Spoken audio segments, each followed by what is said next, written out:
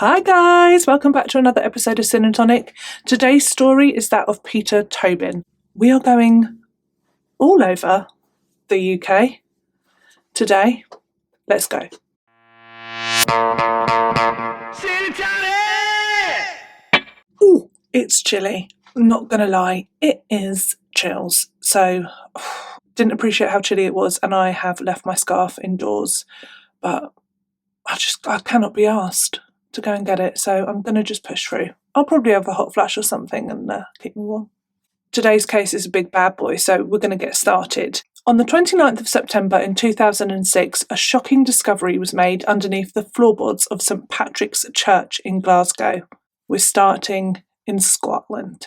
This gruesome discovery was the mutilated body of 23-year-old Angelika Kluk. She was a Polish student and she had been missing for 5 days. The last person to see her alive was 60-year-old Pat McLaughlin, and after his initial interview with police, he was then nowhere to be found. Suspicious. And so would begin the unravelling of a monster's horrific story. A bit of movement. Warm up the cockles. What are your cockles? Warm the cockles. That deserves a Google search later on. Now, you see, Pat McLaughlin, that was not his real name. Naughty. In fact, Pat McLaughlin had gone by many different names in the past. Some say up to 40, around 40 different aliases. Put my teeth in. This guy's real name was Peter Tobin, and he was terrible. He was born in Scotland in August of 1946. He was the youngest of 8 children, and they were brought up in a religious household, Roman Catholic. No church could save this one. Nope. He was a bad egg. He was violent from a young age, very violent towards his siblings. He started his criminal career early doors, and he would steal. So he was always in trouble for theft. Theft. Sorry, I can't speak properly today. Am I a bit tired, maybe? At the age of seven, he was put into, I think they call it in Scotland, an approved school, like a reform school. And I just feel like, do they ever, I don't know about nowadays, what goes on now, but back then it never felt like it reformed people. It feels like these kids came out worse. Or, well, I'm being unfair because in the cases that I cover, they come out worse. Maybe like all of the others come out and they are reformed, but not in these cases. So at the age of 7 to go to one of these schools, he is a naughty boy. That's putting it nicely. Terror. These schools were incredibly strict and they followed capital punishment. So they would be beaten and because that works well, doesn't it? As a young man, Tobin became a drifter, and that is just so prominent in the entire case. He's almost not happy settled anywhere. He moves around a lot, and that is fantastic when you are looking at somebody that just causes chaos and mayhem and trauma and tragedy wherever they go, just spreads it around. He was also in and out of prison as well, varying places. Normally for theft and burglary, sometimes a bit of fraud sprinkled in there. Bit of fraud. Why not? And something that seemed really apparent was that he just had such a lack of, I don't want to say respect for that's just funny, like lack of respect for the law. Yeah. But lack of, he just did not give a hoot about getting in trouble or getting caught or anything. He just didn't care. That's so dangerous, isn't it? Someone that literally does not care. I've just realised that this is in the way. Why? Move it.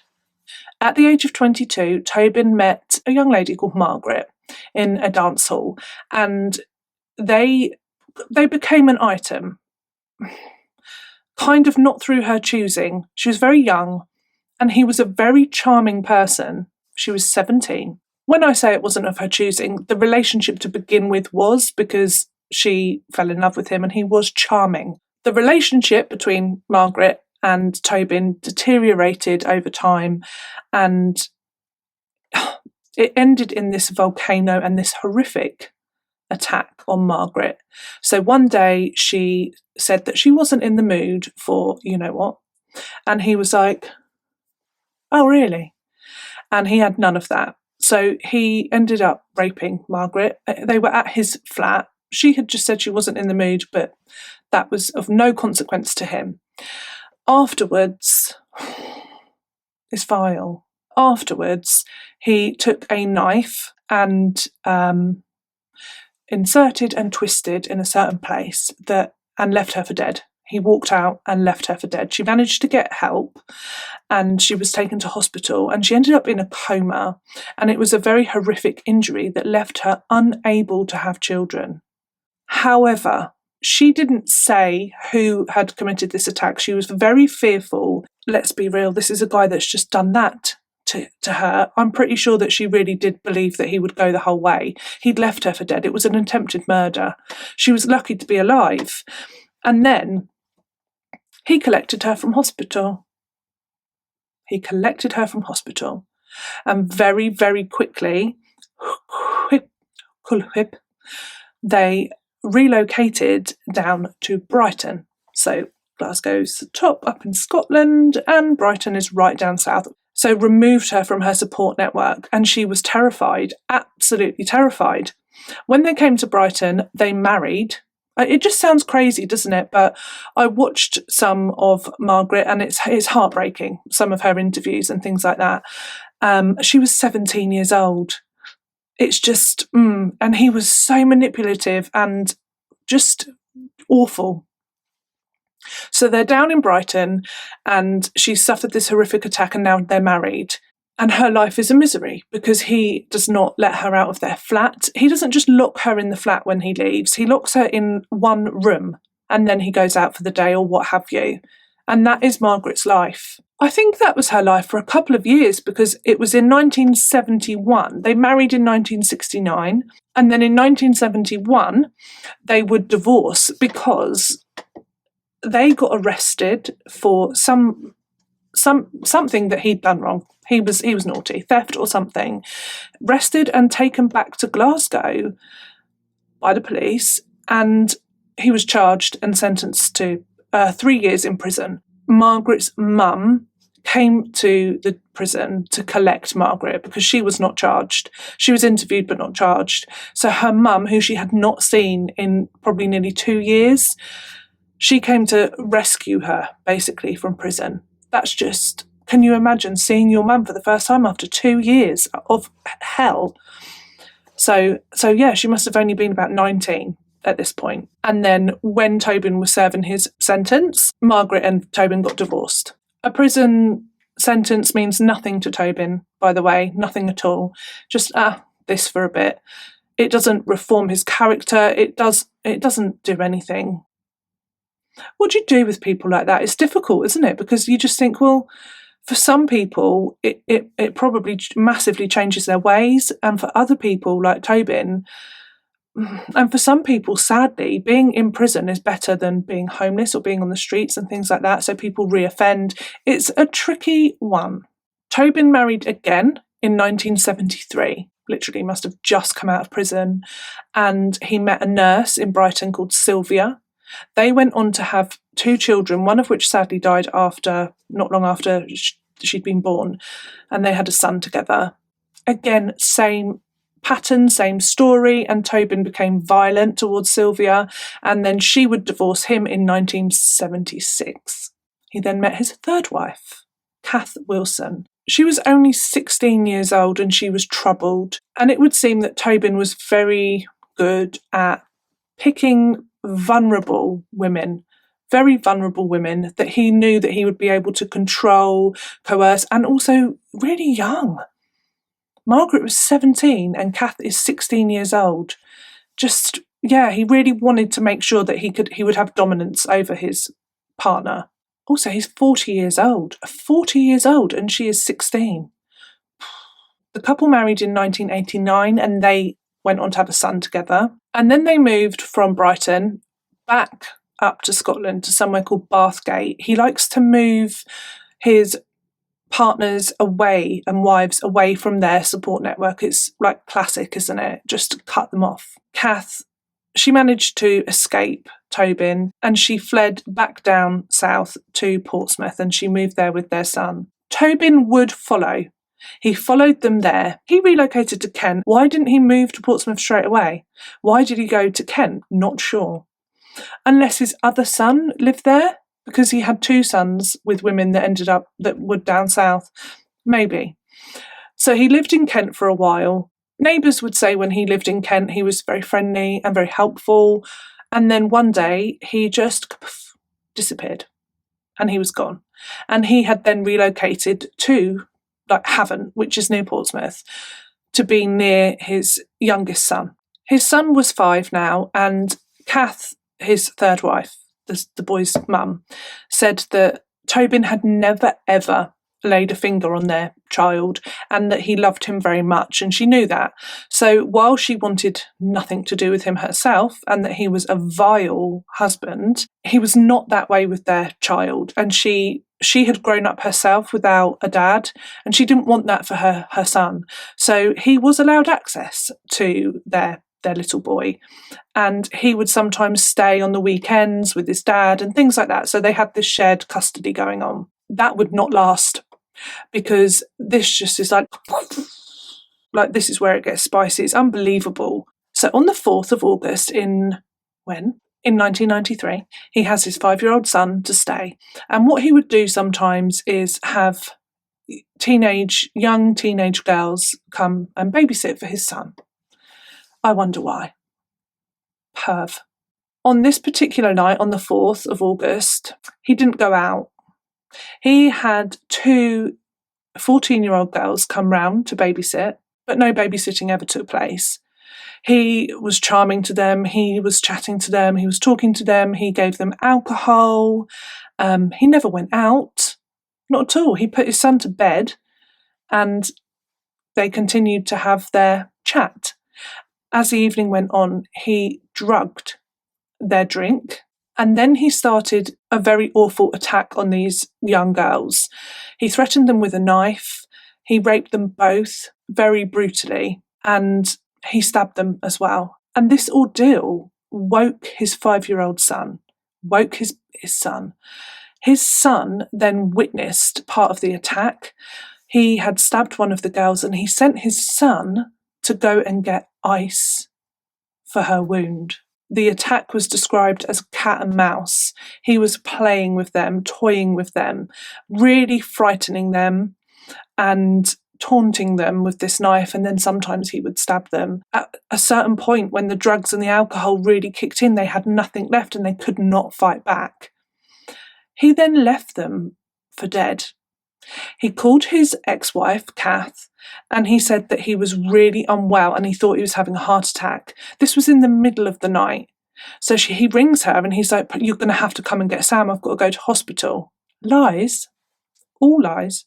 In fact, he had left his property. He had turned all of the gas on his cooker, shut the door and walked out with his son.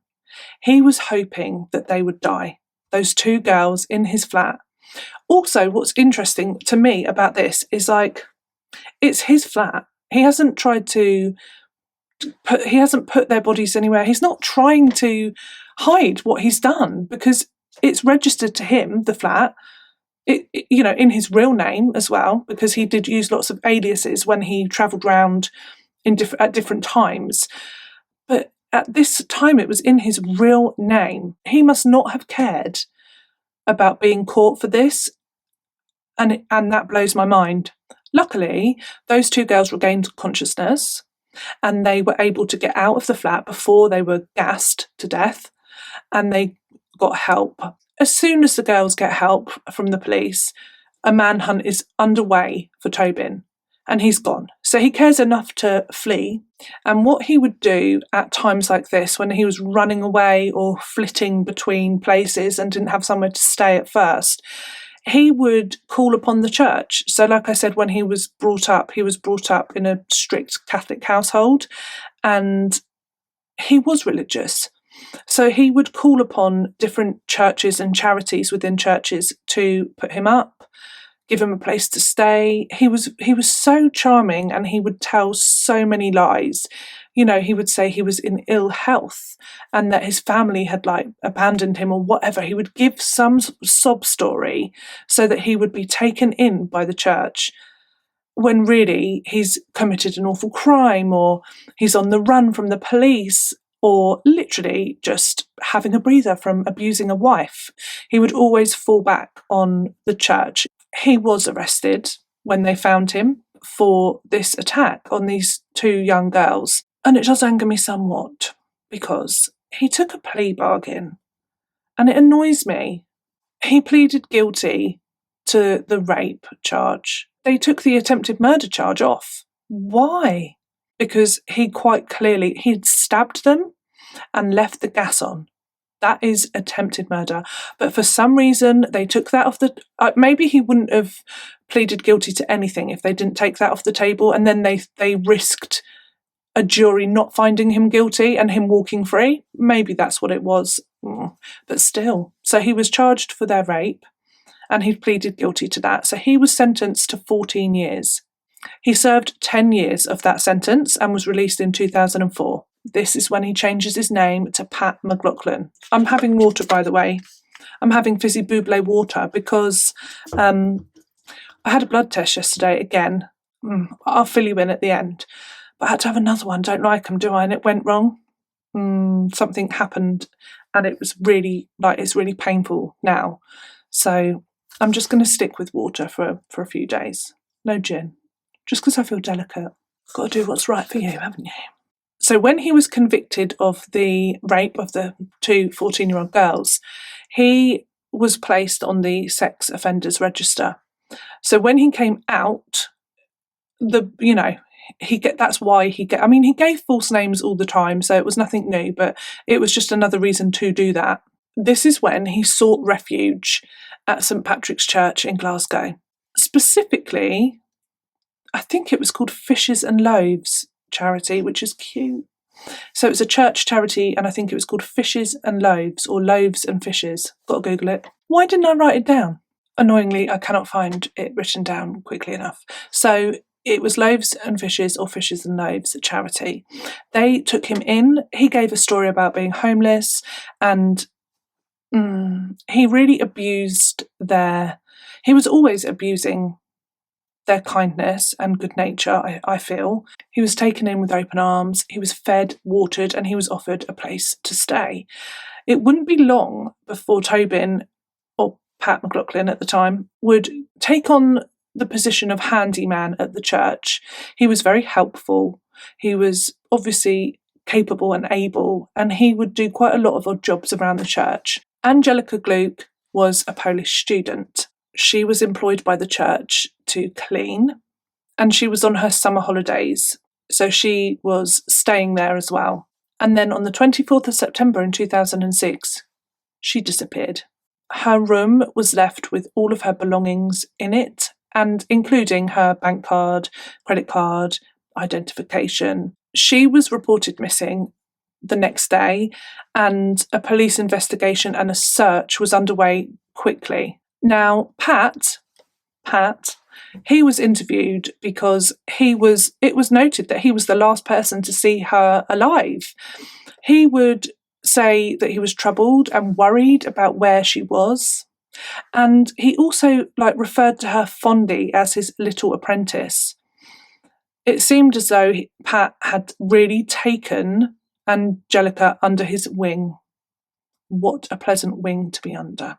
The next day, he was nowhere to be found. Now, a member of Loaves and Fishes, or Fishes and Loaves, gave a photograph of Pat Tobin to the police because this was unusual and suspicious that he'd now buggered off. And that evening at 6 o'clock, they put his photo on the news nationwide. We have a missing person, and this is the last person to see her alive. Does anybody know him or his whereabouts? And A young lady who really had escaped the clutches of Tobin. She saw the photograph and she called the police immediately. She was like, I know that man, but that is not his name. He's Peter Tobin. And the puzzle pieces started to fall together, and a really grim outlook. It's a dark cloud descends over the investigation. During his lifetime, and when he's flitting around place to place, basically Tobin he's a groomer. So he will seek out young women, young vulnerable women, and befriend them, as he has done, it would seem, with Angelica, and also with two of his previous wives. They were like 16, 17. And he hadn't stopped doing that. So he would continue to try and befriend and have relationships with young girls between the ages of 16, 17. And this person that called in about the photograph was one of those girls, and she was a friend of Tobin's. So they were in that stage where they were just friends.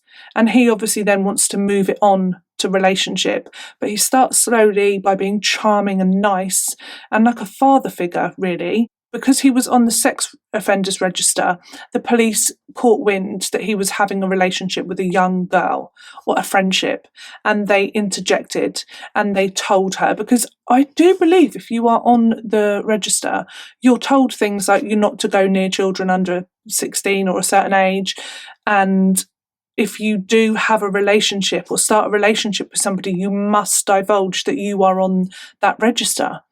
Which, that's all good, but I mean, yeah.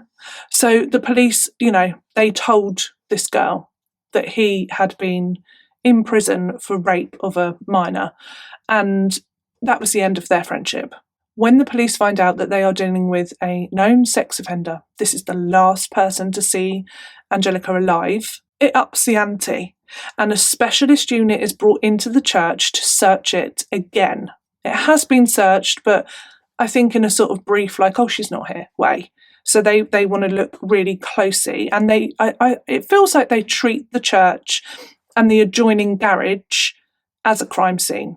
Witnesses had seen Pat and Angelica in the garage, which is like joined onto the church, and that's where they would do things like mend things, and they were doing some woodwork in there at the time. Well, the last that Angelica was seen alive. That garage and the church are just gone over with a fine-tooth comb, and that is when they find something is amiss with the carpet in the church, and they remove that piece of carpet and they remove the floorboards, and they find Angelica's body. And it was really, really not a pretty sight. Angelica had been placed under the floorboards. She was still bound and gagged.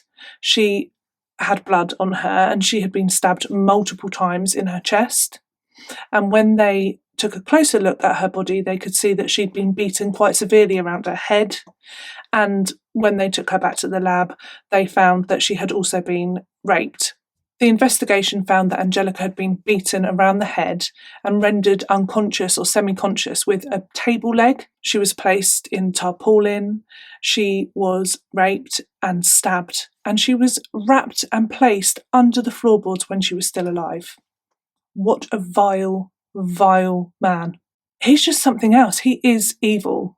A little over a week later, so he's been like, this guy that's done this horrific thing, the police must have been like, whoa, my God, we need to find him. But that week was probably long. He ended up back down south, bit of that. So he ended up back down south in London, and he checked himself into a hospital. So maybe he was unwell, I'm not sure. And one of the staff, a nurse, recognised his picture from the news and got on the blower. She was like, we've got your guy. They sent a unit to arrest him. It was Tobin, and he was then taken back to Glasgow. On the 23rd of March 2007, he stood trial for Angelica's murder.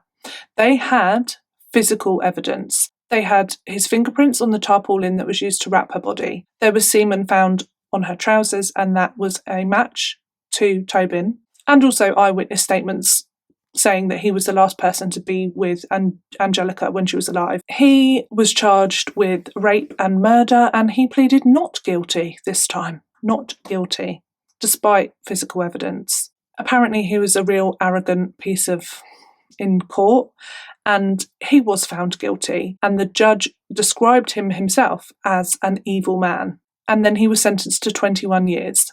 There's footage on YouTube of him leaving the courthouse that day, and he lashes right out. He kicks a photographer. I mean, I'm sure there's many times that that's happened, like paparazzi get kicked or whatever. People get fed up with him, don't they? But he comes out and he's like really angry, and he kicks one of them. The police were pretty sure that this was not Tobin's first rodeo. This guy is 60 years old. It's unlikely that this was his first murder. He also has a criminal history dating all the way back to childhood, including the rape and attempted murder of two 14-year-old girls in 1993. Just doesn't feel like that's it, does it? A big operation was set up called Operation Anagram. It involved every police service in the whole of the UK. They all came together to track Tobin's life, basically, and to find any crossovers between where he was living at a certain time and any cold cases, unsolved murders, unsolved missing persons. Such a big undertaking, really, but they were adamant that he had killed before, and they needed to find out who. They wanted to bring justice to those families. I also wonder as well, because the attack on those girls in 1993, it was confident, wasn't it? He got them round, he knew what he was doing, he plied them with alcohol, he drugged them, but he didn't try and hide that, did he? He didn't try at all. It's very perplexing to me. A crossover was found when they discovered that Tobin lived in Bathgate at the same time that a 15-year-old girl called Vicky Hamilton had gone missing in that area, and her disappearance had never ever been solved. She was last seen on the 10th of February in 1991 waiting for a bus, and we're now in 2007, so this is 16 years later. They reopened her case in 2007, and they searched his property, the property that he was living in at that time. They did not find her body, but they did find a knife in the loft, wrapped up, and when they tested it, they found Vicky's DNA. There was not enough evidence to charge him with Vicky's murder because they only had a small amount of her DNA on this knife, and they had no body. So the most they could do was charge him with her abduction because the knife brought them together. Operation Anagram grew at this point because now they have got something. They've got a crossover. They have found a possible other victim. And it wasn't long before another missing girl was in the mix. 18-year-old Dinah McNichol. She had been at a festival and she was hitchhiking a lift home with a friend. The friend got out before she did. And that friend said that the person, that had given them a lift had a Scottish accent. Scottish. Dinah was never seen again after that night. At that time of her disappearance, Tobin was living in Irvine Drive in Kent. So when he'd first come down to be near his son. In 2007, the police went to that property and they took, what's the piece of paper? Like a magistrate's order that they could dig up the garden. The police knocked on the door of the neighbours to let them know that there would be digging going on, and they interviewed the neighbours as well. And one of the neighbours, bless him, he said that at one point he noticed Tobin in the garden digging a large hole, and that he popped over the fence and said, "You all right there, Pete? Are you digging down to Australia?" And Pete was like, "No, I'm making a sandpit for my son when he comes on the weekends." And this guy thought nothing more of it. But a couple of days later, the ground was all covered over and there was no sandpit. So he mentioned this to Pete. He said, "What happened to your sandpit project?" And Pete was like, "Oh, I was told that I wasn't allowed to do it in the end." And again, this guy, the neighbour, he just thought nothing of that. That seems fine. I think he was renting Tobin, so he didn't own the garden. That's totally reasonable. So he thought nothing of it. The excavation of the garden would begin. And it wasn't long before a body was found. But it was not Dinah's body. It was Vicky Hamilton's. Her body had been dismembered and it had been placed in a shallow grave in that garden. And they were able to identify her body initially from photographs of the clothing that she had been wearing, jewellery and things like that. The excavation continued and they found Dinah's body as well. And again, there was physical evidence. Tobin's fingerprints were found on the bags that were used to put the body parts in. And when the remains were taken for testing, both of the remains had, oh my God, it's a long word. One sec. Wait. Amitriptyline in them. And this is a drug. So they were drugged. And that was similar to the 14-year-old girls that he raped. They had been drugged with that same drug. So that was his go-to. So he had drugged them and then murdered them, dismembered their bodies and buried them in his back garden. That's why I find it unusual with the girls in his flat, because he left them for dead. But was he trying to be caught? Maybe. Maybe he'd had enough. I'm not sure. Vicky's remains showed signs of pressure had been on her chest. They felt as if she had been murdered by strangulation and the pressure was somebody like kneeling on her chest. Dinah's body, it was more difficult and they didn't find a cause of death. And her body had been dismembered into over 20 different bags. In 2008, Tobin was found guilty of the murder of Vicky Hamilton and he had 30 years added to his sentence. In December of 2009, after some delays in his trial, because also he was such a manipulator. He'd feign sickness. He did not take the trial for any of the victims seriously. He was always quite jovial, other than kicking a photographer. Must have felt the anger then. It was heard in court that after murdering Dinah, he took her bank card and he withdrew all of the money out of it, some like £2,000 or something like that, which her mother had left to her. Her mum had sadly died and left her some inheritance money. And then he'd taken that out of her bank account. The jury took 15 minutes to come to their verdict. 15 minutes. That's like literally, they all went for a wee, got a cuppa, sat down. Guilty? Drank their tea, went back. Literally. I say literally. I don't know, I wasn't there, but I'm guessing. He was given a third life sentence. This guy is going nowhere at this point. He is in prison for the rest of his life. Also, he was 40 when he murdered the two girls. 40. There's got to be more victims. Somebody that does this doesn't start murdering people at 40 years old. It's just, no, things have happened before. The police found a lot of women's jewellery in his possessions, and I think they've released that to the public. I meant to look at the photos actually, but I will. I might share some. But they found a lot of women's jewellery, and they think that they're mementos and things like that. So they've released them to the public in the hopes that somebody recognises something. So far, no. And it's just really frustrating. He even admitted himself that he had killed 48 women. That's what he boasted in prison. I've murdered 48. He's only been convicted of 3.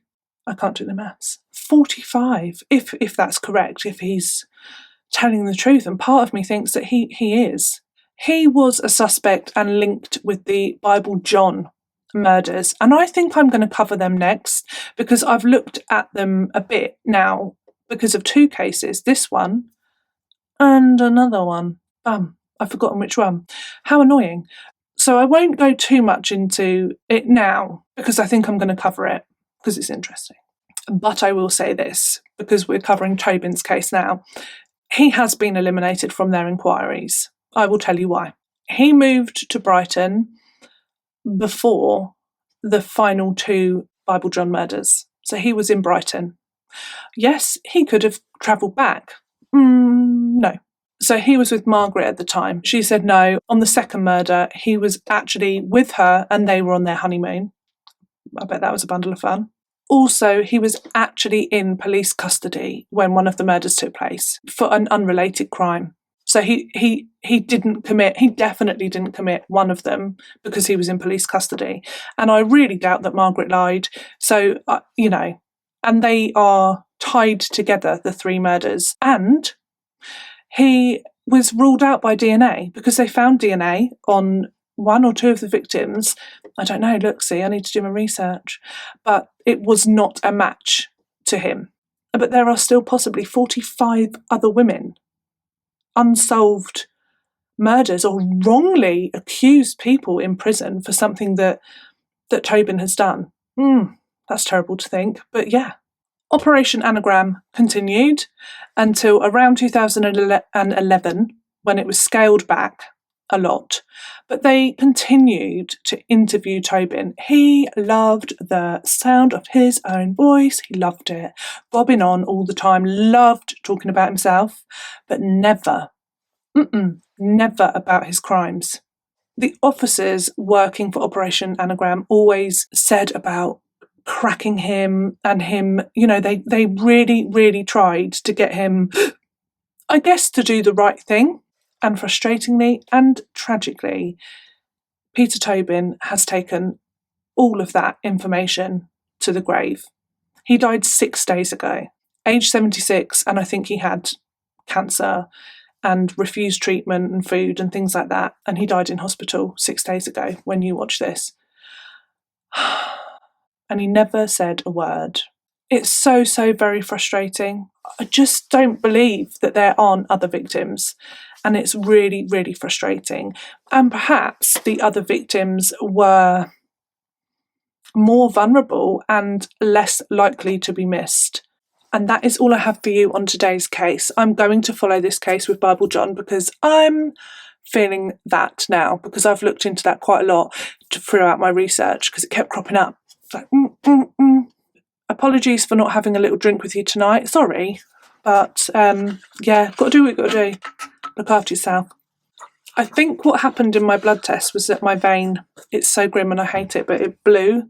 All of a sudden, there was just like it felt quite painful, and they don't normally feel painful, do they? It felt like, oh, what's that? And then she said, oh, sorry. And I thought, oh my gosh, what? I don't like them anyway, do I? So it's like, oh, don't panic me. And then she, she said, oh, you've stopped bleeding. Am I dead? Like, what? That threw me off, and it felt like something had gone wrong. So we left it there. But I think, and it was so annoying, she had one full thing and then like about just over a third of another. And I just thought, she said, well, hopefully that's enough and you haven't got to come back. I thought, are you joking? Gosh. So yeah. So, but then it feels a bit better today. But the top of my arm felt really achy, like burny achy afterwards, almost immediately, and then for the whole of yesterday. So I did feel really sorry for myself, and I hate having blood tests because things have gone wrong for me before, and so that hasn't helped. And I felt, when you just are a bit like tearful and you just want to be wrapped in a blanket, I felt like that. I was like, yeah, and it gave me a headache because I got so like, I don't know, I think I just got a bit sad about it, and I was like, oh, not a good day. So I did spend most of the day in a blanket, drinking tea, researching. And then today I thought, do you know what? I just want to get up that shed and be with my peeps and dive in to this story with my bottle of fizzy bubbler. I thought that would sort me right out, and it has, thank you. Anyway, enough about me. How are you all doing? Really would like to hear about what you guys think about this case, because I love that when we talk about the case. I like all of the chat, but this is a juicy case, isn't it? Because it's like, I'm going to stop waffling, although I love talking to you so much, but I am going to stop. And I will see you next week. Thank you so much for joining me for another episode of Sin and Tonic. Hope you join me next week for another true crime story and a glass or a bottle. That's what I fancy. Large bottle of gin, vodka, anything you fancy. Have a wonderful weekend, and I'll see you next week. Bye. Love you. Love you loads. Love you millions. Miss you loads. Love you millions. Bye.